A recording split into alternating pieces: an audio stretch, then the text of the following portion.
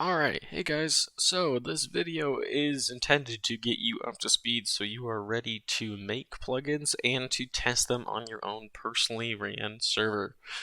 Um, if you already have a server on your device, go ahead, skip through that section of the video. It will be what I go through first, and you can just look at how to set up your development environment instead. But if you don't have anything set up, just go ahead and follow me through this whole thing. I will go a little bit quick through this, so go ahead when you're downloading something and going through the installer, just pause me, and then once you have the software that I'm saying to install ready, then unpause me and move on to the next step. So, one last thing is check the description because I'm not going to make you try to find any of these downloads yourself. You can go ahead and just follow along with each link in the description and it will get you exactly where you need to be. Alright, so if you go to the description, the first link you're going to see is this link. It will give you a bunch of Java downloads. Fair warning, you likely will need to make a Oracle account before you are able to access these downloads. So go ahead, just put in your email, put in your name, and you should be ready to go. And once you are able to get to this page, scroll down here, and if you're on Mac, this is the link you're going to be looking for. And if you're on Windows, this is likely the link you're going to want to get, this one right here. If you want to make sure, you can type in the bottom left here, system information, and it should say 64-bit most likely. And if that checks out, then this is the link you want. But if this doesn't work for you, go ahead, leave a comment for me if you're struggling on this step. And for any of these steps, just leave a comment and I'll help you out really quickly, honestly. So don't worry if you can't get everything to work here. It is a little bit difficult to get set up at first. So anyways, go ahead, click this link, you'll get a downloader. You just have to install. Pretty simple, just keep pressing OK and you're good to go. The next thing we want to do is to get Git. Git is going to look a little bit different whether you're on Mac or PC.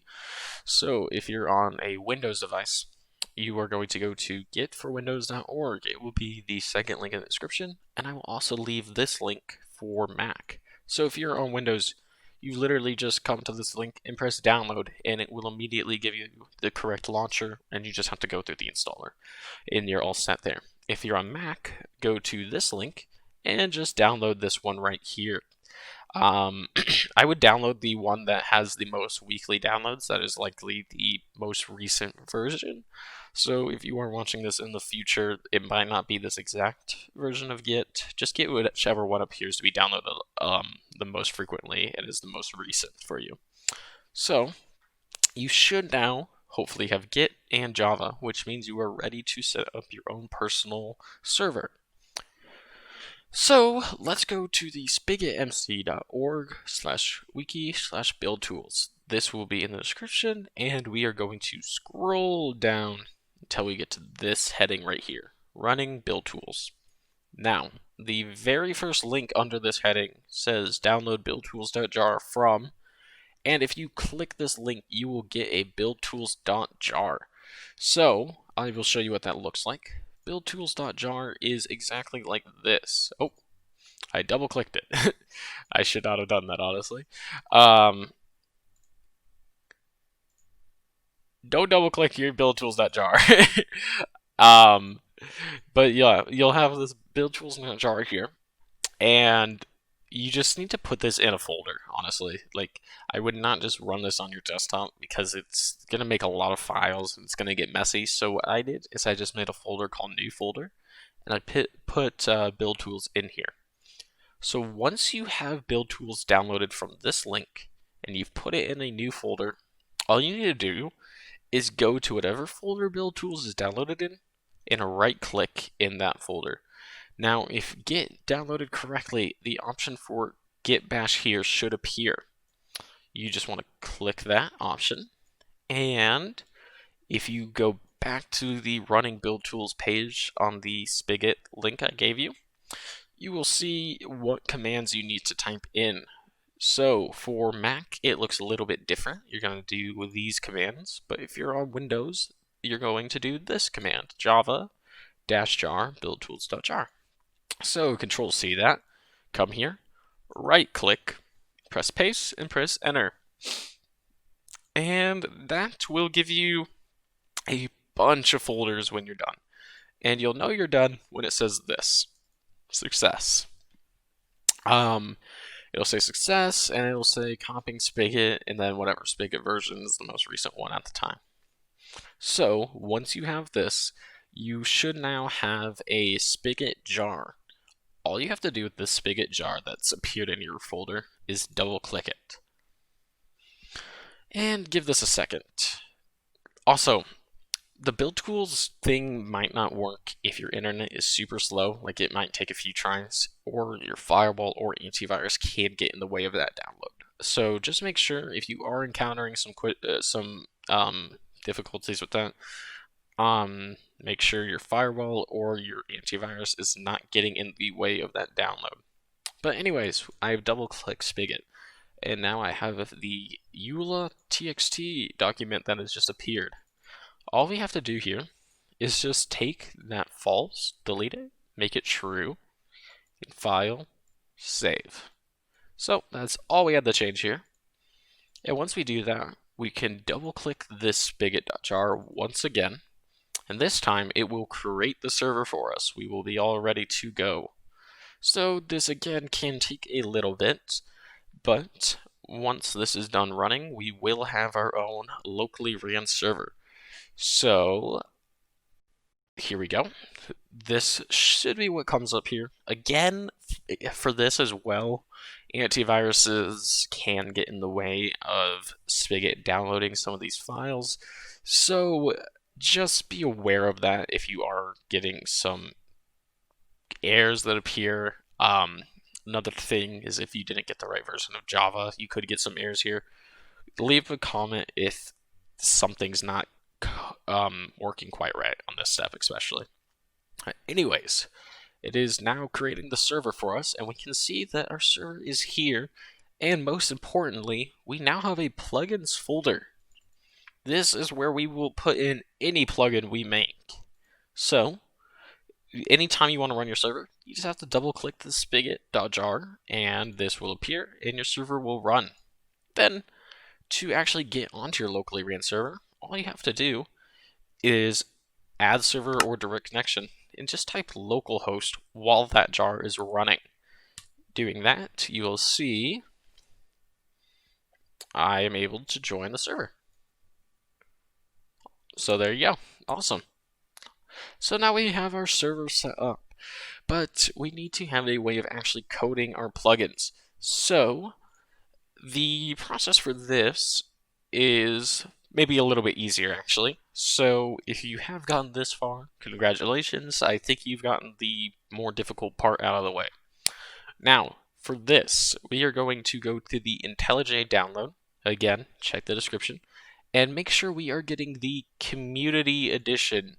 Ultimate edition does cost money, but if you are a student, you actually can go and get a free version of INTELLIJ. Like, you can get the ultimate version for free. I'll leave a link to that in the description if you're interested in finding out how that works.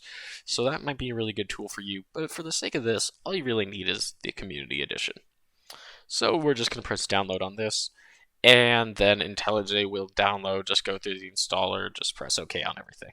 So we will have INTELLIJ, but we don't have our JDK, which is like basically what we need to use for Minecraft coding. So we're going to go to the next link in the description. Again, you are going to need an Oracle account to get to this link. And once again, we are going to download some Java stuff. If you are on Mac, get your Mac download. And if you're on PC, get your PC download. Just go through the installer, and this development kit should be on your computer just fine once you go through the installer. Okay, so once you have those two steps done, your INTELLIJ should have everything it needs, but we're going to do one last thing.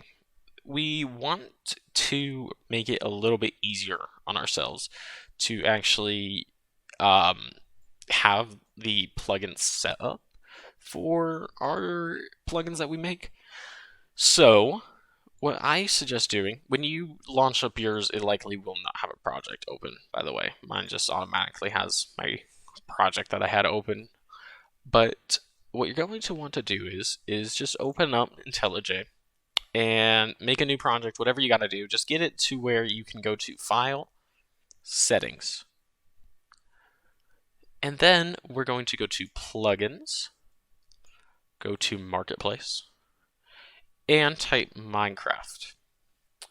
Doing this, we will find the Minecraft development plugin and press install, and then it will likely say you need to restart your INTELLIJ.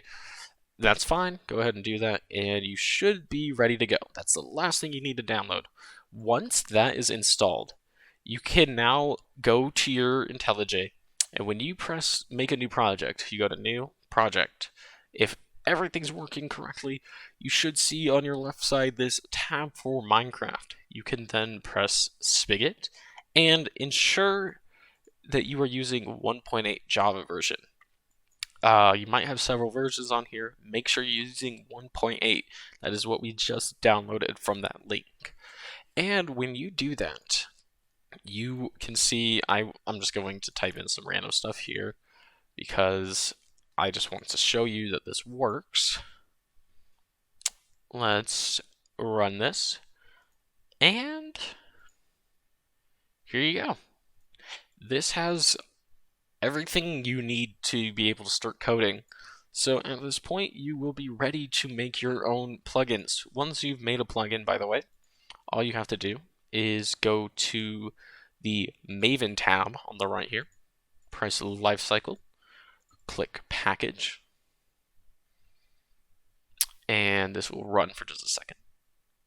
Then on the left side here, you will have a target folder, and you will get a jar file. If you right-click this, you can go to Show in Explorer, and this jar, all you have to do is just put this in the plugins folder in the server we just made, and that will run whatever plugin you make. Obviously, this plugin doesn't do anything yet, so probably wouldn't be very interesting to run this plugin. But there you go. If you've made it through this, you have officially gotten every single thing you need to be able to run your server and make your own plugins, and you should be set. But I know, again, this was super quick, so if you have any questions, if you had any difficulties, go ahead, leave a comment, and I will help you get situated. So again, check the description for all the links, but thank you guys for watching, and I hope this worked for you and helped you out. See you guys.